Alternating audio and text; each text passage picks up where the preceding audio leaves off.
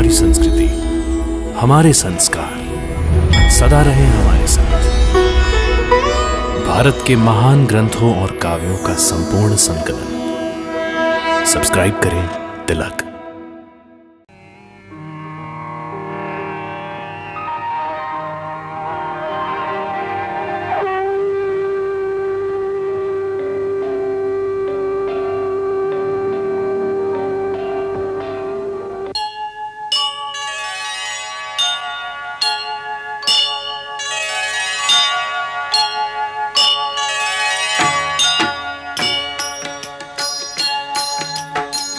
सीताराम चरित अति पावन, मधुर सरस अरु अति मन भावन।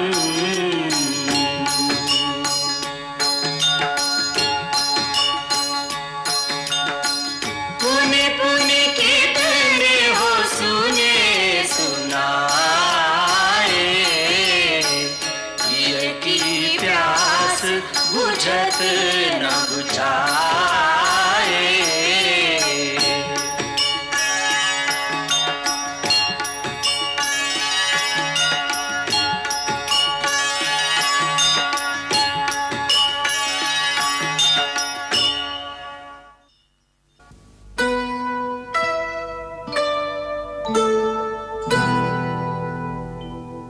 मुनि अगस्त मुनि श्रेष्ठ माना,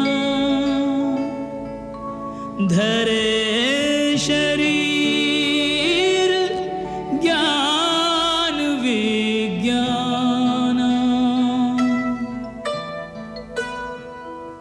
विनय प्रणाम परस्पर कीना, आशीष लीना आशीष दीना। राम लखन सिय को आश्रम ले, गुरु गंभीर चले।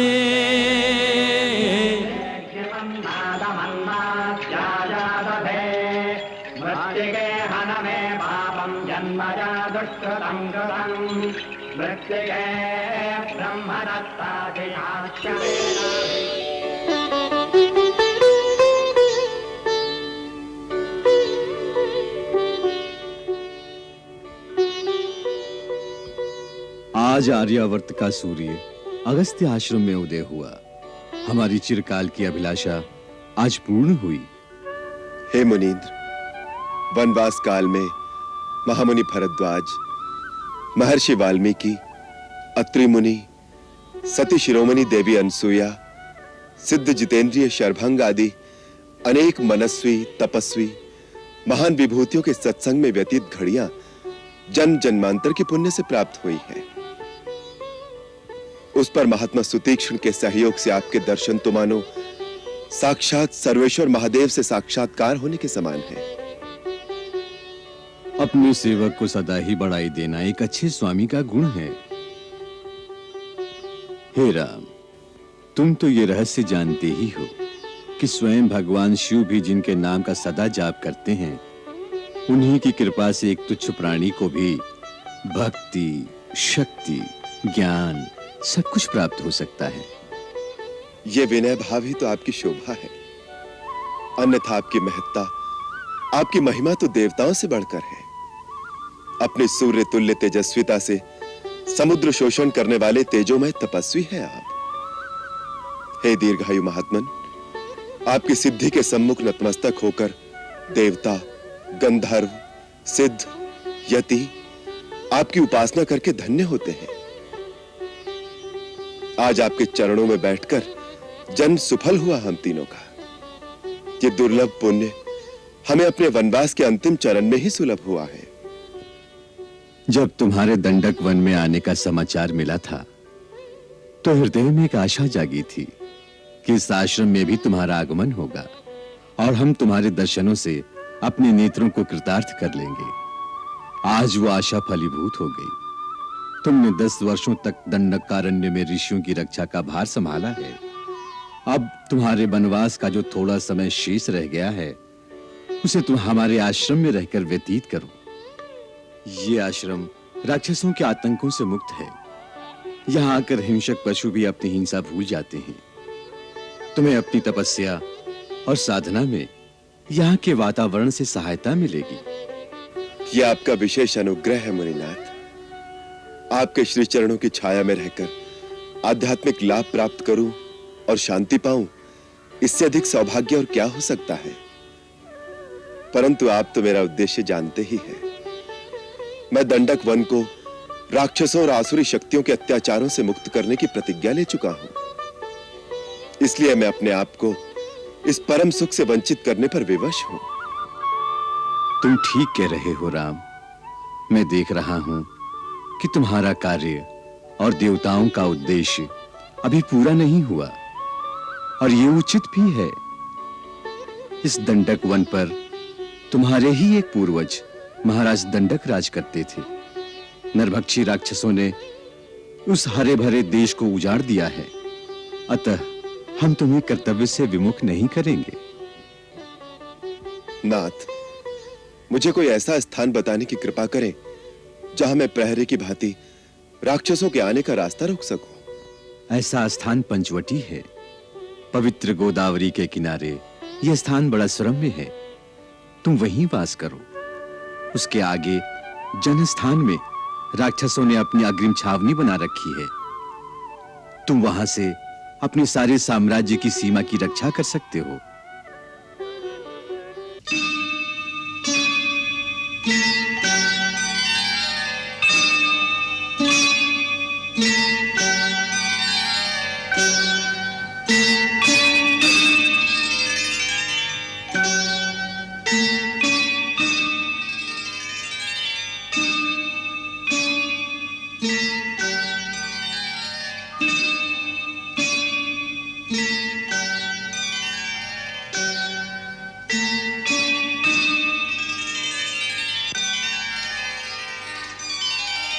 राम, मैं दिव्य दृष्टि से देख रहा हूं कि आने वाले दिनों में तुम्हें अपने कर्तव्य पूर्ति के लिए बहुत परिश्रम करना पड़ेगा।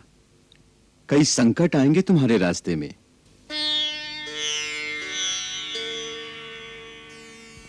तुम्हें महर्षि विश्वामित्र ने जो दिव्य अस्त्र प्रदान किए थे, उनका मुझे ज्ञान है। परंतु मेरे पास भी जो अस्त्र हैं, तुम्हें उनकी भी आवश्यकता पड़ेगी। इसलिए मैं तुम्हें सब कुछ देना चाहता हूं। मेरे साथ आओ।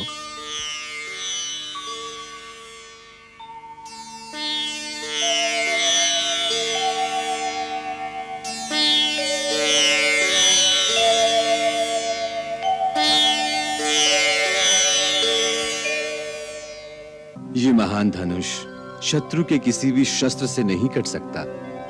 इसे विश्वकर्मा ने स्वयं विष्णु के लिए बनाया था। आगे चलकर महापराक्रमी और अत्यंत मायावी राक्षस वीरों से तुम्हें टक्कर लेनी होगी। इसलिए तुम ये धनुष ग्रहण करो।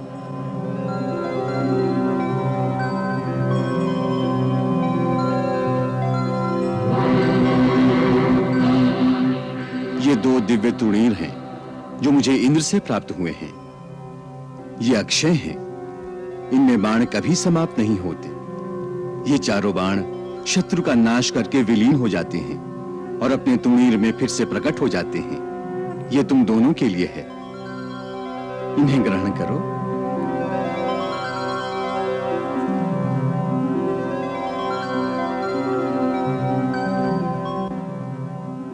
ये एक दिव्य खड्ग भी है। इसमें तीनों लोगों को विजय करने की शक्ति निहित है। लक्ष्मण, तुम इसे धारण करो। राक्षसों का नाश करने में ये तुम्हारी सहायता करेगी।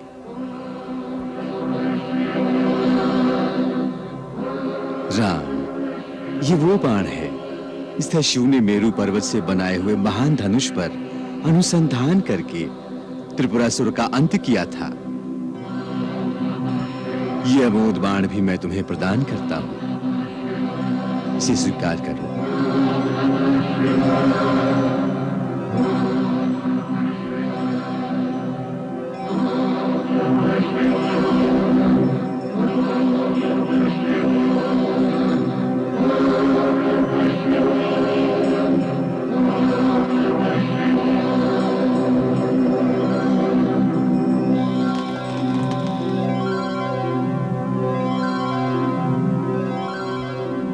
इन दिव्य अस्त्रों की समस्त शक्तियां आज से तुम्हारे अधीन रहकर तुम्हारी आज्ञा का पालन करेंगी। प्रभु, आपकी इस विशेष कृपा से हम धन्य हो गए। राम, तुम सर्वदा विजयी होगे। तीनों काल और समस्त लोकों में तुम्हारी जय गाथा गाई जाएगी। देवता भी तुम्हारे आगे नतमस्तक होंगे। हे कर्मवीर, मैं भी तुम्हें प्रणाम करता हूं।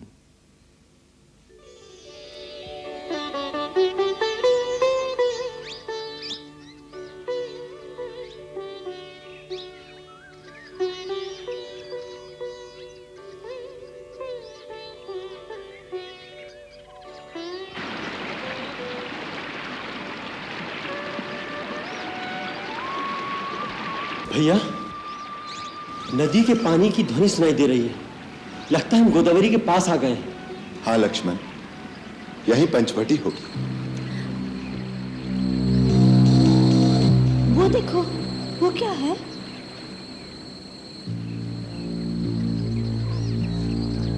कोई बहुत बड़ा गिद्ध है, जैसे गिद्धों का राजा हो। इतना बड़ा गिद्ध आज तक न देखा है न सुना है। मुझे तो लगता है कोई मायावी राक्षस है। भैया, मुझे आज्ञा दीजिए, मैं अपने एक ही बाण से इसे यमलोक पहुंचा देता हूं। धीरज से काम लो लक्ष्मण। तुम्हें चित्रकूट की भविष्यवाणी याद नहीं? जब तक शत्रु अथवा मित्र का पूर्ण निश्चय न हो जाए, तब तक केवल आशंका से प्रेरित होकर किसी पर वार नहीं कर देना चाहिए, नहीं तो पीछे पछताना पड़ता है।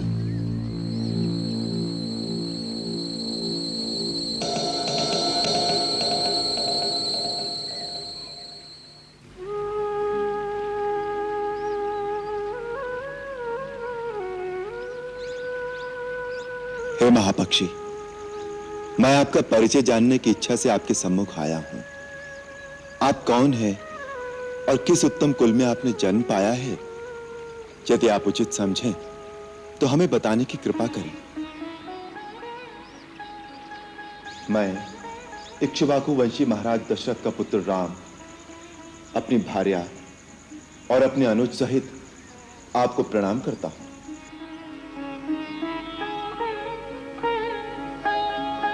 वत्स राम, तुमने मेरे स्वर्गवासी मित्र दशरथ का नाम लेकर मुझे रोमांचित कर दिया है।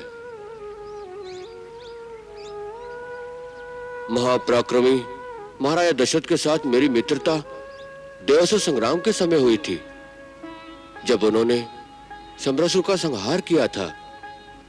उस दिन उन्होंने मुझे गले लगाकर कहा था कि जटायु, तुम मेरे प्राणों जैसे प्यारे हो।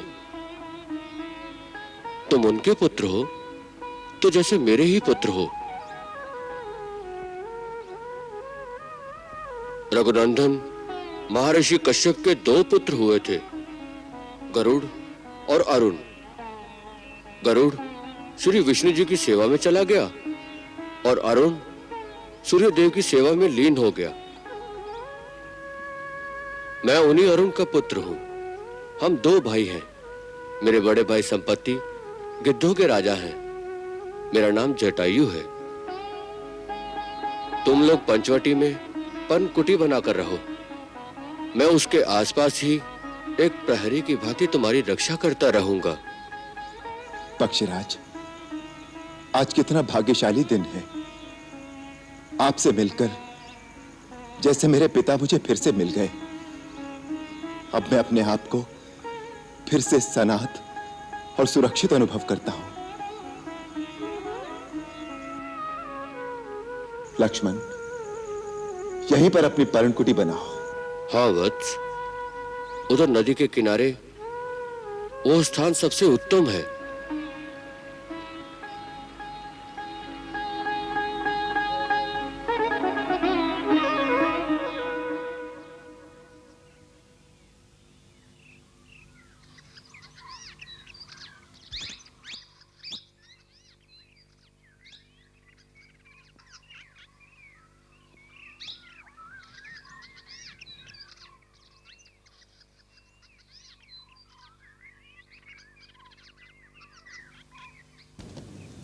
वाह लक्ष्मण, वाह।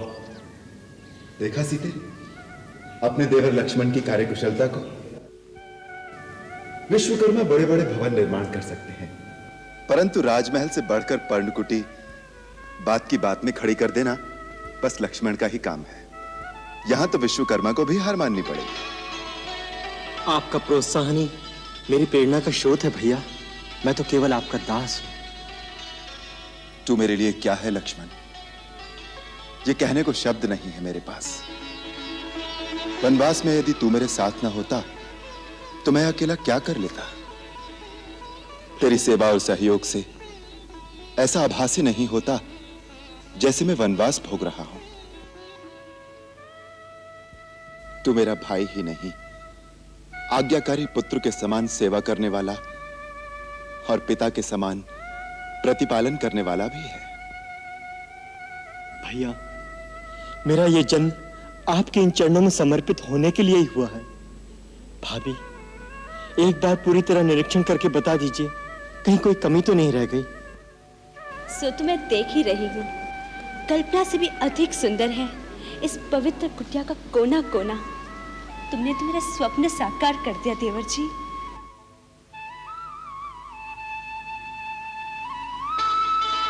भैया, आप ठीक स्थान पर बैठे हैं। ये स्थान मैंने आपके लिए ही बनाया है, आपके संध्या बंधन के लिए। साथ में फूल भी रख दिए। कैसा है भैया? अति उत्तम लक्ष्मण। इस वट वृक्ष के नीचे कितनी शांति है। तो स्वामी, इसी शांति भवन में हम अपने वनवास का शेष समय क्यों न बिता दें? अयोध्या त्याग कर वन में भटकते भटकते 12 वर्ष से भी अधिक व्यतीत हो गए हैं। अयोध्या। सीते, कैसा पवित्र नाम लिया तुमने। अयोध्या का नाम स्मरण करते ही जन्मभूमि की माटी की सोंधी सुगंध रोम रोम में समा जाती है, और उसके साथ ही आती है माता कौशल्या की याद। आपको तो कभी कभी याद आती होगी, पर माता जी की व्यथा का अनुमान आप नहीं लगा सकते।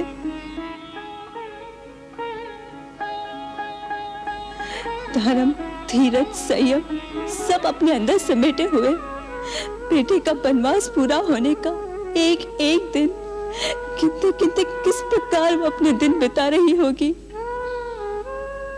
सीते, जब कभी एकांत में बैठता हूं तो माता कौशल्या की आवाज मेरे कानों में गूंजने लगती है, उसी प्रकार जैसे वो बचपन में बुलाया करती थी। राम, जल्दी आओ पुत्र, भोजन परोस दिया है।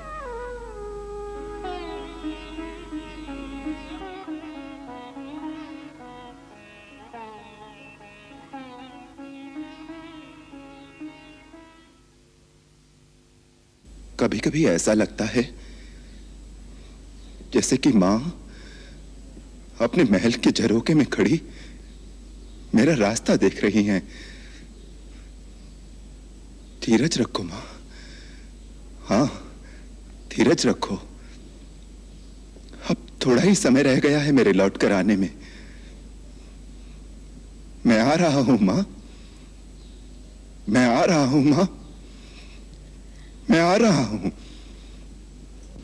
मैं आ रहा हूं मां, मैं आ रहा हूं मां, मैं आ रहा हूं।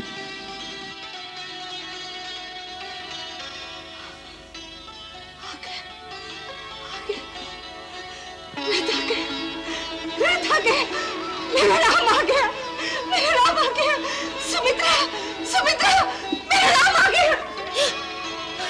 दीदी, रथ आ गया, हाँ रथ आ गया, मेरा राम आ गया, मेरी सीता आ गई, रथ आ गया, रथ आ गया, हाँ रथ आ गया, मेरा राम आ गया। दीदी, आ गया, दीदी, मेरा राम आ गया, मेरी सीता आ गई।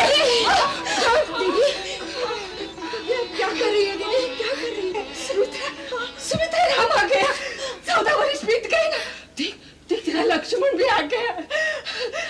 अभिरथ महल में आ जाएगा, अभिरथ महल में आ जाएगा। नहीं दीदी नहीं, आपको भ्रम हुआ है। 14 वर्ष नहीं बीते, अभी तो 1 वर्ष बाकी है। 1 वर्ष बाकी है? वो कब बीतेगा? दीदी, जहाँ 13 वर्ष धीरज रखा है, तो आप क्यों धीरज खो रही हैं? जैसे 13 वर्ष बीत गए, वैसे ये वर्ष भी बीत जाएगा दीदी। नहीं सुमित्रा, 13 वर्ष बिताना सहल था, पर अब 1 वर्ष बिताना असह्य हो गया। अब धीरज नहीं रखा जाता, नहीं रखा जाता।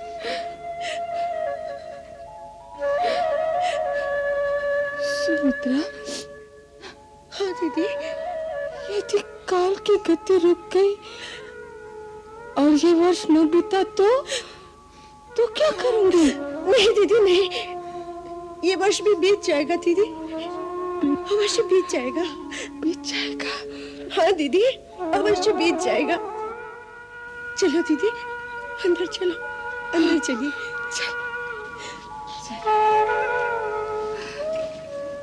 सुमित्रा। जी दीदी। इस समय राम कहाँ होगा? वो भी यहाँ आने की तैयारी कर रहा होगा ना? हाँ दीदी, वो आने के लिए दिन गिन रहे होंगे। वो हमें याद कर रहे होंगे, हम सबको याद कर रहे होंगे।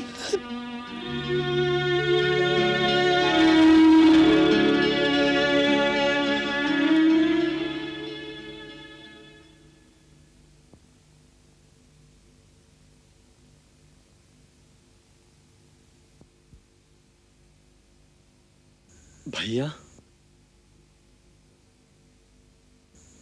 एक हीन भावना मुझे सदा अपने आप में लज्जित करती रहती है। ऐसी क्या बात है तात?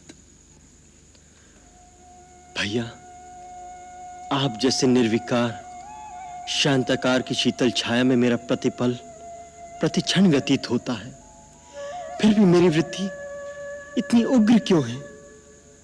आपसे विपरीत क्यों है मेरी प्रकृति भैया? लक्ष्मण, तुम ऊख के समान हो, ऊपर से कठोर, परंतु अंदर केवल मिठास ही मिठास। बस यही हो तुम।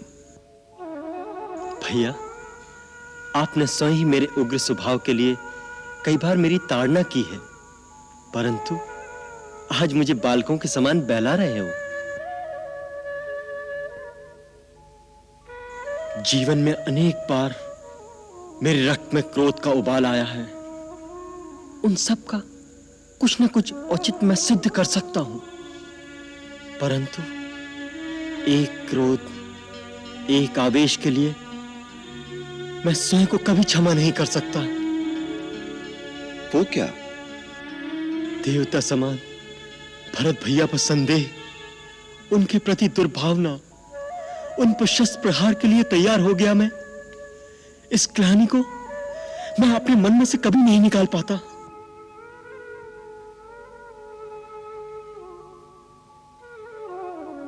भूल चूक, भ्रांत भावना में भटक जाना मानव मात्र का प्राकृतिक स्वभाव है लक्ष्मण।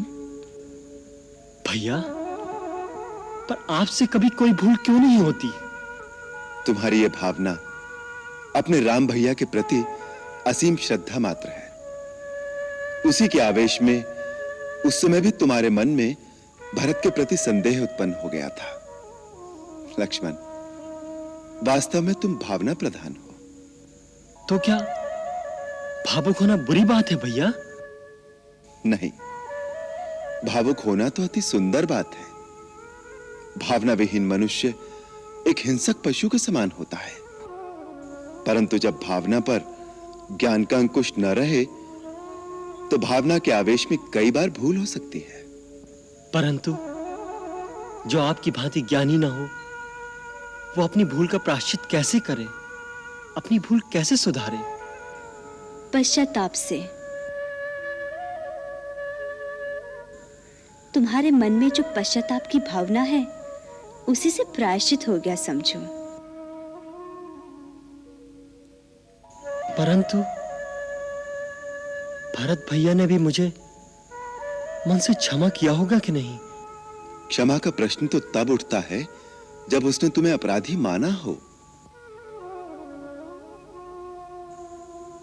भरत को तुमने अभी तक पूरी तरह पहचाना नहीं लक्ष्मण। भरत भैया के गुण तो अनंत हैं भैया। उन्हें वही पहचान सकता है जो सागर की लहरें गिन सकता हो।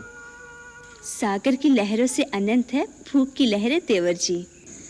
अगर वन से लकड़ियां काट के नहीं लाओगे तो तुम्हारी सीता भाभी रसोई कैसे बनाएगी? भूल हो गई भाभी, आप रसोई में चलिए, मैं अभी लकड़ी लेकर आता हूँ।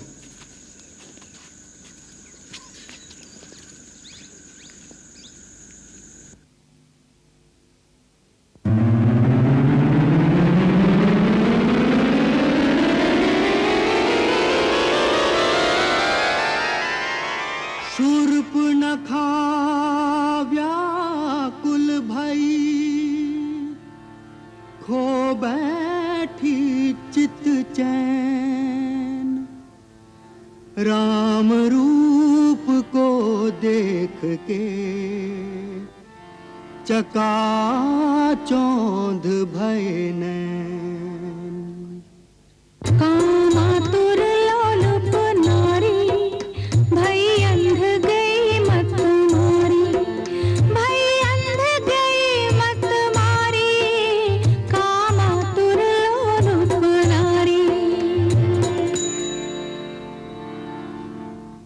फैलाने लगी निज माया, इच्छाकृत रूप बनाया, इच्छाकृत रूप बनाया, फैलाने लगी निज माया।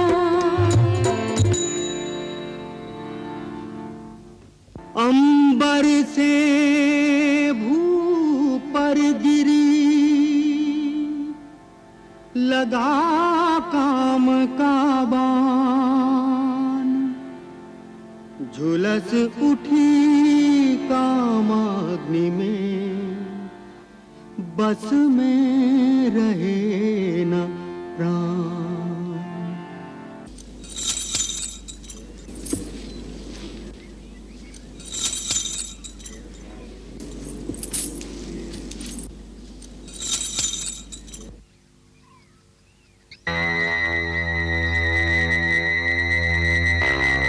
नमस्कार देवी, आपका परिचय? वैसे प्रकृति पुरुष के परिचय की क्या आवश्यकता? तुम पृथ्वी की परम तेजस्वी सुंदर पुरुष हो और मैं त्रिलोक सुंदरी नारी। हे त्रिलोक सुंदरी, मैं आपकी क्या सेवा कर सकता हूँ? मैंने तीनों लोक ही छान मारे हैं, परंतु अपने अनुरूप सुंदर, सचीला और वीर पुरुष आज ही देखा है। इस पृथ्वी पर न तुम जैसा कोई पुरुष है और न मुझ जैसी नारी। विधाता ने हम दोनों को एक दूसरे के लिए ही रचा है, इसलिए पति भाव रखकर मैं तुम्हारे पास आई हूँ। मैं इच्छा अनुसार रूप धारण करने वाली राक्षस कुल की राजकुमारी शूर्पणखा हूँ। मेरा नाम कामवल्ली भी है। राजकुमारी शूर्पणखा? हाँ, लंकेश्वर त्रिलोक विजय रावण का नाम तो तुमने सुना ही होगा। मैं ऋषि पुलस्त्य के पौत्र, महात्मा विश्रवा के पुत्र, महाराज महाबली विश्व विजयी तेजस्वी रावण मेरे भाई हैं। महाबली कुंभकर्ण और विभीषण भी मेरे भाई हैं। इस विशाल जनस्थान पर जिनका पूर्ण अधिकार है वो पराक्रमी योद्धा खर और दूषण भी मेरे भाई हैं। देवताओं का कोषाध्यक्ष कुबेर भी मेरा भाई है। प्रसन्नता हुई परिचय पाकर, परंतु तुम्हारा परिचय नहीं मिला। तपस्वी के वेश में जटा धारण किए और धनुष बाण से सुशोभित तुम साधु भी दिखते हो और योद्धा भी। वास्तव में तुम हो कौन? देवी, देवताओं के समान पराक्रम वाले और परम धर्मात्मा महाराज दशरथ का नाम तो सुना होगा। मैं उन्हीं अयोध्या नरेश दशरथ का पुत्र हूँ, राम। राम? राम से किस काम की आशा लेकर असुर सुंदरी के कोमल चरण इस कुटिया तक आए हैं? प्रथम दर्शन से ही मेरा मन तुम में आसक्त हो गया है। तुम्हारी रूप यौवन से आकर्षित होकर खिंची चली आई हूँ। पति की भावना रखकर प्रेम अर्पण करने आई हूँ। मुझे अपनी भार्या के रूप में स्वीकार करो। इस पृथ्वी पर तुम जैसा पुरुष नहीं और मुझ जैसी नारी नहीं। हमारा संजोग अजोड़ होगा। आदरणीय सुरबाला, हे भद्रे, क्या तुम मेरी परीक्षा लेने आई हो? नहीं सिंह पुरुष, मैं आत्मसमर्पण करने आई हूँ। तुम्हारी सुंदर सजीली रूप में मुझे अपने सपनों का कंत मिल गया है। मुझसे गंधर्व विवाह रचाओ।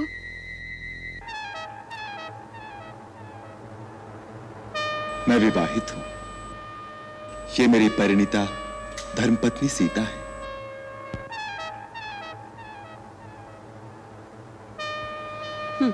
क्या रखा है इस सूखी सड़ी काठ की पुतली सी क्षुद्र मानस स्त्री में? इसे तो मैं अभी खा जाऊंगी। उसके बाद तुम दंडक बन के राजा बनना और मैं तुम्हारी प्राण प्यारी रानी। हाँ, यदि तुम्हें इस पर दया आती हो तो ये भी पड़ी रहेगी हमारी दासी बनकर। हमारे वन प्रदेश में एक नहीं अनेक विवाह रचा सकते हैं। किंतु मैं एक पत्नी व्रत ले चुका हूं, और फिर तुम जैसी स्त्री सौत का साथ कैसे सहन करेगी?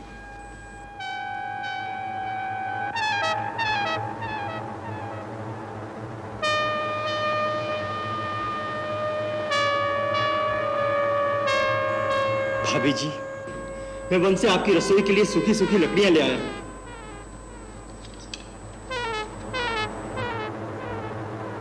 ये कौन है तुम्हारी ही जैसा सुंदर और सजीला? ये मेरा छोटा भाई लक्ष्मण है। अकेला है?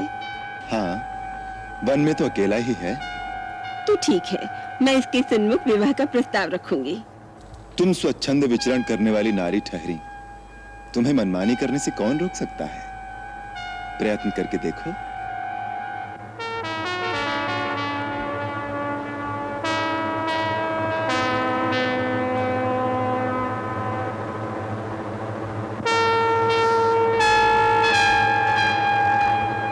क्यों जी लक्ष्मण जी, अकेले हो? कहिए, आपको क्या कष्ट है?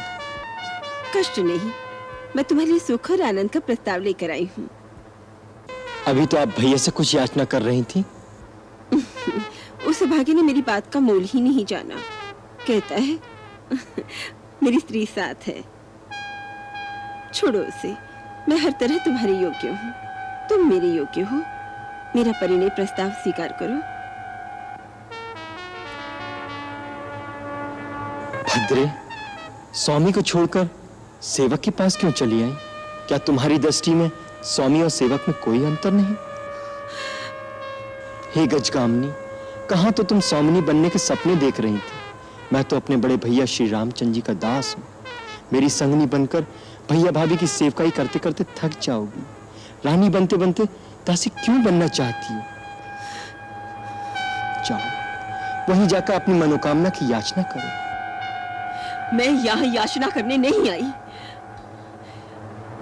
तुम दोनों भाई मेरे प्रेम प्रस्ताव को ठुकरा रहे हो केवल एक क्षुद्र स्त्री के कारण। इसका तो मैं नामो निशान मिटा दूंगी। तुम्हारे सामने इसे अभी खा जाऊंगी।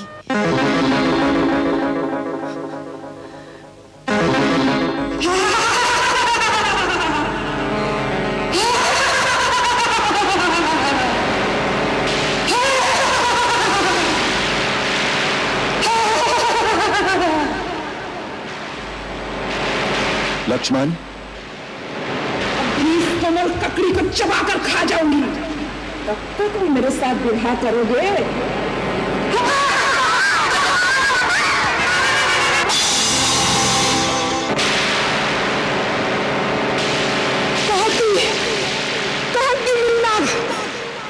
यदि दंडकारिणी में तुम दोनों की चिता न जला दी तो मेरा नाम सुपनखा नहीं, मैं रावण की बहन नहीं, खरदूषण मेरे भाई नहीं।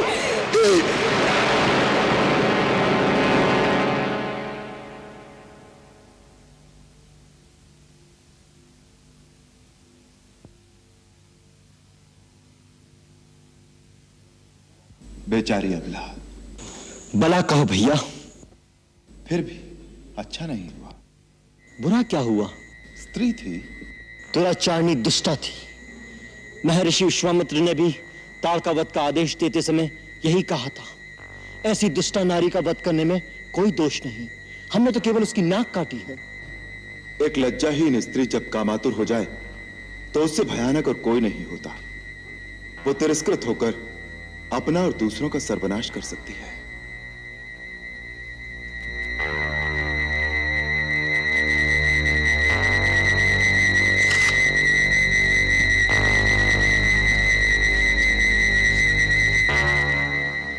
शूर्पणखा इसका बदला लेने अवश्य आएगी। हमें सचेत रहना चाहिए। हाँ भैया।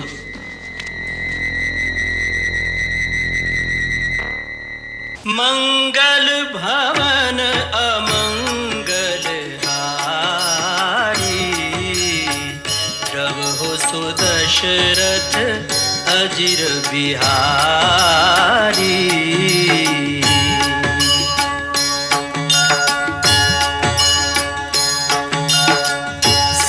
सीताराम चरित अति पावन, मधुर सरस अरु अति मन भावन।